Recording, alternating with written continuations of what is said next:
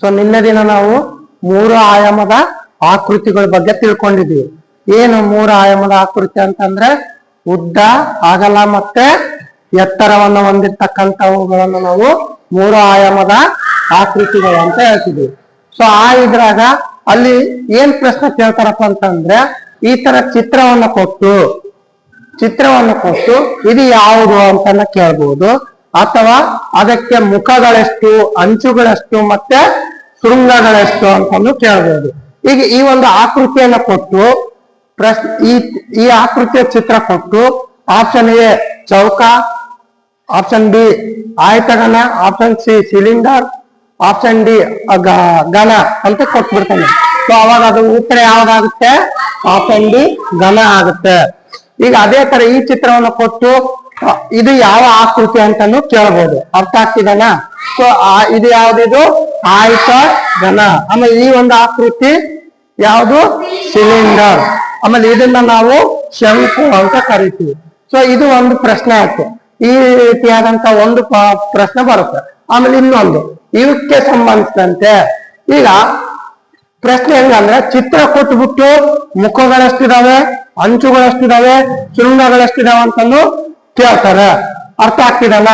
ಈಗ ಈ ಚಿತ್ರವನ್ನು ಕೊಟ್ಟು ಮುಖಗಳ ಸಂಖ್ಯೆ, ಅಂಚುಗಳ ಸಂಖ್ಯೆ, ಶೃಂಗಗಳ ಸಂಖ್ಯೆ ಎಷ್ಟು ಅಂತ ಹೇಳ್ಕೊಟ್ಟು ಆಪ್ಷನ್ಸ್ ಗಳನ್ನ ಕೊಡ್ತಾನೆ. ಈಗ ಇನ್ನೊಂದು ರೀತಿಯಾಗಿ ಈ ಚಿತ್ರ ಕೊಡದಾನೆ ಡೈರೆಕ್ಟ್ ಆಗಿ ಒಂದು ಪ್ರಶ್ನೆಯಲ್ಲಿ ಕೇಳ್ಬಿಡ್ತಾನೆ.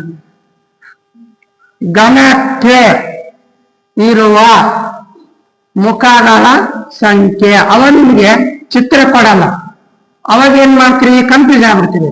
ನೀವು ಪ್ರಶ್ನೆನ ಚೆನ್ನಾಗಿ ಅರ್ಥ ಮಾಡ್ಕೋಬೇಕು. ಏನು? ಮುಖಗಳ ಸಂಖ್ಯೆ, ಘನಕ್ಕೆ ಇರುವ ಮುಖಗಳ ಸಂಖ್ಯೆ ಅಂತ ಕೊಟ್ಬಿಟ್ಟ. ಅವಾಗ ಘನ ಅಂದ ನೀವೇನ್ ಆಗ್ಬೇಕು? ನೆನಪಿ ತಂದ್ಕೋಬೇಕು. ಓ ಘನ ಅಂದ್ರೆ ಕ್ಯೂಬು. ಅರ್ಥ ಆಗ್ತಿಲ್ಲ? ಅವಾಗ ಎಷ್ಟಿದಾವ? ಅವಕ್ಕೆ 6 ಇದಾವೆ. ಈ ತರ ಹೆಸರನ್ನ ಕೊಡ್ಬೋದು ಅಥವಾ ಚಿತ್ರವನ್ನ ಕೊಡ್ಬೋದು. ಆಮೇಲೆ ಎಷ್ಟು ಮುಖಗಳಿದಾವೆ ಘನಕ್ಕೆ? 6 ಮುಖಗಳು. ಇನ್ನು ಹೇಳಿದ್ನಲ್ಲ, 1 2 3 4 5 6. ಹೌದಾ? ಅಂಚುಗಳು ಎಷ್ಟಿದಾವೆ? 1 2 3 4 5 6 7 8 9 10 11 ಮುಖಗಳು. ಇನ್ನು ಶೃಂಗಗಳು 1 2 3 4 5 6 7 8 ಶೃಂಗಗಳು. ಅದೇ ತರನೇ ಆಯತಘನಕ್ಕೂ ಸೇಮ್ ಇರುತ್ತೆ. ಅರ್ಥ ಆಗ್ತಿದನ? ಆಯತಘನಕ್ಕೂ ಸೇಮ್ ಇರುತ್ತೆ. ಇನ್ನ ಸಿಲಿಂಡ್ರಿ ಮಾತ್ರ ಚೇಂಜ್ ಆಗುತ್ತೆ. ಸಿಲಿಂಡ್ರಿ ಮುಖಗಳೆಷ್ಟು ಬರ್ತಾವ? 2 ಬರ್ತಾವ. ನೋಡಿ ಅದ್ ಯಾವ್ದಪ್ಪ ಅಂತಂದ್ರೆ ಇದು ಒಂದು ಮುಖ. ಅರ್ಥ ಆಗ್ತಿದನ? ಇದು ಒಂದು ಮುಖ ಮತ್ತೆ ಮೇಲ್ಭಾಗದ ಒಂದು ಮುಖ. ಅರ್ಥ ಆಗ್ತಿದನ? 2 ಮುಖಗಳು ಬರ್ತವೆ. ಅಂಚುಗಳು ಏನಾದ್ರು ಬರ್ತಾವ? ಸಿಲಿಂಡ್ರಿಗೆ ಭಾಗಗಳು ಇಲ್ಲ. ಆಮೇಲೆ ಶೃಂಗಗಳು ಕೂಡ ಇಲ್ಲ. ಇದನ್ನ ಆಮೇಲೆ ಬಹಳಷ್ಟು ಎಕ್ಸಾಮ್ ನಾಗ ಯಾವ್ದು ಕೇಳಿದಾನಪ್ಪ ಅಂತಂದ್ರೆ ಘನ ಕೇಳಿದಾನ ಮತ್ತೆ ಶಂಕು ಕೇಳಿದಾನ, ಮುಖಗಳ ಸಂಖ್ಯೆ. ಇಲ್ಲಿ ಇದನ್ನ ಯಾವ್ದಂತ ಕರಿತೀವಿ? ಶಂಕು. ಈ ಶಂಕಕ್ಕೆ ಎಷ್ಟು ಮುಖಗಳಿದಾವ? 2 ಮುಖಗಳು. ನೋಡಿ ಇದು ಒಂದು ಮುಖ ಮತ್ತೆ ಇದೊಂದು ಮುಖ. ಹೌದಾ? ಆಮೇಲೆ ಅಂಚುಗಳು ಏನಾದ್ರೂ ಇಲ್ಲಿ? ಅಂಚುಗಳು ಇಲ್ಲ ಕೋನಕ್ಕೆ. ಆಮೇಲೆ ಶೃಂಗ ಒಂದಿದೆ. ಹೌದಾ? ಶೃಂಗ ಒಂದಿದೆ. ಈ ರೀತಿ ಕೇಳ್ತಾನೆ. ಇನ್ನ ಇದು ನಿಮಗೆ ತಿಳ್ಕೊಂಡಿರ್ರಿ ಅಂತ ಹೇಳ್ಬಿಟ್ಟು ಹೇಳ್ತಾ ಇದ್ದೀನಿ. ಇದು ನೋಟಗಳು. ಮುಂಭಾಗದ ನೋಟ, ಪಾರ್ಶ್ವ ನೋಟ, ಮೇಲ್ಭಾಗದ ನೋಟ. ಅಂದ್ರೆ ಒಂದು ಆಕೃತಿಯನ್ನ ನಾವು 3 ರೀತಿಯಾಗಿ ನೋಡ್ಬೋದು. ಯಾವ್ದಪ್ಪ ಅಂದ್ರೆ ಮುಂಭಾಗದ ನೋಟ. ಮುಂದಿನಿಂದ ನೋಡಿದಾಗ ಯಾವ ರೀತಿ ಕಾಣುತ್ತೆ, ಸೈಡ್ ಇಂದ ನೋಡಿದಾಗ ಪಾರ್ಶ್ವ ನೋಟ ಅಂದ್ರೆ ಸೈಡ್ ಅಂತ, ಸೈಡ್ ಇಂದ ನೋಡಿದಾಗ ಯಾವ ರೀತಿ ಕಾಣುತ್ತೆ. ಆಮೇಲೆ ಮೇಲ್ಭಾಗ ಅಂದ್ರೆ ಟಾಪ್ ಅಂತ ಹೇಳಿ, ಮೇಲ್ಭಾಗದಿಂದ ನೋಡಿದಾಗ ಈಗ ಇಲ್ಲಿ ನೋಡ್ರಿ, ಇದೇ ಚಿತ್ರವನ್ನ ಮುಂಭಾಗದಿಂದ ನೋಡಿದಾಗ ಯಾವ ರೀತಿ ಕಾಣುತ್ತೆ? ಹೌದಾ? ಮುಂಭಾಗ. ಇವಾಗ ಸೈಡ್ ಇಂದ ನೋಡಿದಾಗ. ಹೌದಾ? ಆಮೇಲೆ ಮೇಲ್ಭಾಗದಿಂದ ನೋಡಿದಾಗೂ ಸೇಮ್ ಇರುತ್ತೆ. ಹೌದಾ? ನೋಡ್ರಿ, ಈಗ ಇದು ಯಾವ ಭಾಗ? ಇದು ಮುಂದಿನ ನೋಡಕತ್ತೀರಿ ಅಮ್ಮ. ಇದು ಸೈಡ್ ಸೇಮ್ ಆಯ್ತು. ಹೌದಾ? ಈಗ ಇದು ಮೇಲ್ಭಾಗ ಸೇಮ್ ಇದೆ. ಸೊ ಹೌದಾ? ಇನ್ನು ಆಯತಘನ ಹೆಂಗಿರುತ್ತೆ? ಆಯತಘನಕ್ಕೆ ಮೇಲ್ಭಾಗ, ಸೈಡ್ ಭಾಗ, ಮುಂಭಾಗ ಹೆಂಗಿರುತ್ತೆ? ಹೌದಾ? ಇದು ಯಾವ ಭಾಗ ಇದು? ಇದು ಯಾವ ಭಾಗ? ಮುಂಭಾಗ. ಇವಾಗ ಪಾರ್ಶ್ವ ನೋಟ ಸೈಡ್. ಸೈಡ್ ಹೆಂಗಿರುತ್ತೆ? ಚೌಕ ಇರುತ್ತೆ. ಹೌದಾ? ಆಮೇಲೆ ಮೇಲ್ಭಾಗ ಆಯತವನ್ನ ಹೊಂದಿರುತ್ತೆ. ಅರ್ಥ ಆಗ್ತಿದೆನಾ? ಇದು ಯಾವ ಭಾಗ ಇದು? ಮುಂಭಾಗ. ಇದು ಯಾವುದು? ಪಾರ್ಶ್ವ ನೋಟ. ಇದು ಮೇಲ್ಭಾಗ. ಈಗ ಇದು ನಮ್ಮ ಒಂದು ಸಿಲಿಂಡರ್ ತಗೊಂಡಾಗ ಸಿಲಿಂಡರ್ ಇದು ಯಾವ ಭಾಗ? ಮುಂಭಾಗ. ಪಾರ್ಶ್ವ ನೋಟ. ಈಗ ಇದು ಮೇಲ್ಭಾಗದಿಂದ ನೋಡಿದಾಗ ಏನ್ ಕಾಣುತ್ತೆ ನಮಗೆ? ವೃತ್ತ ಕಾಣುತ್ತೆ. ಬೇಕಾ? ಈಗ ನೋಡ್ರಿ, ಈಗ ಇದು ಯಾವ ಭಾಗ ಇದು? ಹಿಂಗ್ ನೋಡಕ್ ಹತ್ತಿರೋದು ಯಾವ ಭಾಗ? ಮುಂಭಾಗ. ಇವಾಗ ಸೈಡ್ಗೆ ಹೋದ್ರು ಸೇಮ್. ಹೌದಾ? ಪಾರ್ಶ್ವ ನೋಟ ಕೂಡ ಸೇಮ್ ಆಗಿ ಕಾಣುತ್ತೆ. ಹೌದಾ? ಮೇಲ್ಭಾಗ ಇದು ಯಾವ ಭಾಗ ಇದು? ಮೇಲ್ಭಾಗ ಏನ್ ಮಾಡುತ್ತೆ? ಅದು ವೃತ್ತಾಕಾರವಾಗಿ ಕಾಣ್ತತೆ. ಇನ್ನು ಅದೇ ತರನೇ ಶಂಕು. ಇವಾಗ ಇದು ಯಾವ ತರ ಕಾಣುತ್ತೆ? ಸೇಮ್ ತ್ರಿಭುಜ ಕಾಣುತ್ತಾ? ತ್ರಿಭುಜನ. ಆಮೇಲೆ ಇಲ್ಲಿ ಕೂಡ ತ್ರಿಭುಜನ ಕಾಣುತ್ತೆ ಮುಂಭಾಗ. ಆಮೇಲೆ ಮೇಲ್ಭಾಗ ಏನಾಗುತ್ತೆ?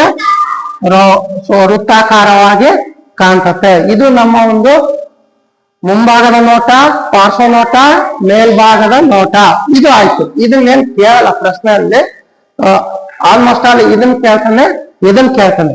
ಇನ್ನೊಂದು ಮೇನ್ ಇಂಪಾರ್ಟೆಂಟ್, ಬಹಳ ವೆರಿ ವೆರಿ ಇಂಪಾರ್ಟೆಂಟ್ ಏನಪ್ಪಾ ಅಂತಂದ್ರೆ ಜಾಲಾಕೃತಿ. ಅಂದ್ರೆ ಆ ಆಕೃತಿ ಯಾವ ರೀತಿ ರಚನೆ ಆಗುತ್ತೆ ಅಂತಕ್ಕಂಥದ್ದನ್ನ ನಾವು ಏನಂತ ಕರಿತೀವಪ್ಪ ಅಂತಂದ್ರೆ ಅದನ್ನ ಜಾಲಾಕೃತಿ ಅಂತ ಕರಿತೀವಿ.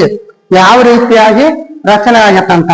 ಇವಾಗ ಇದು ನಮ್ಮ ಒಂದು ಚೌಕಗಣದ ಜಾಲಾಕೃತಿ. ಯಾವ್ದಿದು? ಚೌಕಗಣದ ಜಾಲಾಕೃತಿ. ಹೆಂಗಿರುತ್ತಪ್ಪ ಅಂತಂದ್ರೆ ಚೌಕಗಣದ ಜಾಲಾಕೃತಿ ಹಿಂಗಿರುತ್ತೆ.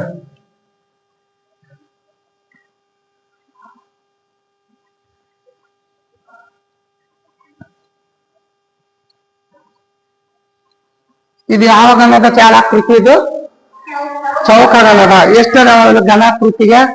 ಮುಖಗಳು ಎಷ್ಟದಾವ ಅಂತ ಹೇಳಿದ್ದೆ? 1 2 3 4 5 6. ಇದು ಚೌಕಗಣದ ಜಾಲಾಕೃತಿ. ನೋಡ್ರಿ ಇವಾಗ ಹೆಂಗಿದು. ಹೌದಾ? ಇವಾಗ ಇದೇನಾಯ್ತಿದು?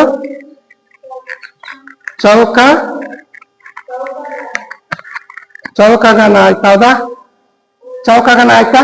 ಈ ಚೌಕಗಣದ ಜಾಲಾಕೃತಿ ಯಾವ ರೀತಿ ಬರ್ತತೆ ನೋಡ್ರಿ. ಅರ್ಥ ಆಗ್ತಿದಲ್ಲ ಇದು? ಚೌಕಗಣದ ಜಾಲಾಕೃತಿ. ಅದೇ ತರನೇ ಕೇಳ್ಬೋದು ಚೌಕಗಣದ ಜಾಲಾಕೃತಿ ಯಾವ ರೀತಿ ಬರುತ್ತೆ ಅಂತ. ಇದು ಯಾವ್ದಿದು? ಆಯತನ. ಆಯತನ ಪ್ರತಿದಿನನೂ ಹೇಳಕತ್ತೀನಿ ನಾನು. ಆಯತಗಣ.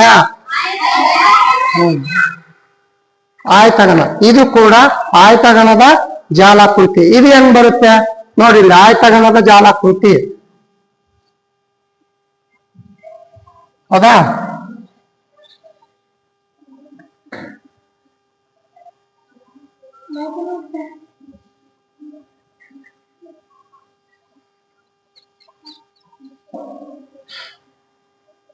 ಇದು ಯಾವ್ದಿದು?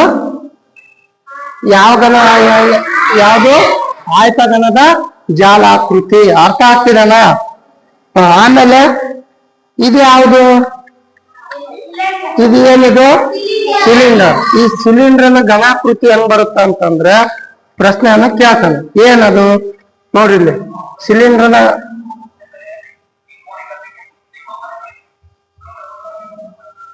ಇದು ಯಾವ್ದಿದು? ಸಿಲಿಂಡರ್ನ ಜಾಲಾಕೃತಿ. ಯಾವ್ದಿದು? ಸಿಲಿಂಡರ್ನ ಜಾಲಾಕೃತಿ. ಚಿತ್ರ ಕೊಟ್ಬಿಟ್ಟು ಇದು ಯಾವ ಆಯಾಮದ ಜಾಲಾಕೃತಿ ಅಂತ ಕೇಳ್ತಾನ. ಅರ್ಥ ಆಗ್ತಿದನ? ಇವಾಗ ಇದನ್ನ ಕೊಟ್ಬಿಡ್ತಾನ. ಈ ಜಾಲಾಕೃತಿ ಕೊಟ್ಟು ಇದು ಯಾವ ಆಕೃತಿಯ ಜಾಲಾಕೃತಿ ಅಂತ ಕೇಳ್ತಾನೆ. ಯಾವ ಆಕೃತಿ ಇದು? ಯಾವ್ದಿದು? ಚೌಕಗಣ. ಹೌದಾ? ಇವಾಗ ಈ ತರ ಈ ಚಿತ್ರ ಕೊಡ್ತಾನೆ. ಈ ಚಿತ್ರ ಕೊಟ್ಟು ಇದು ಯಾವ ಆಕೃತಿಯ ಘನಾಕೃತಿ ಅಂತ ಕೇಳ್ತಾನೆ. ಯಾವ್ದದು?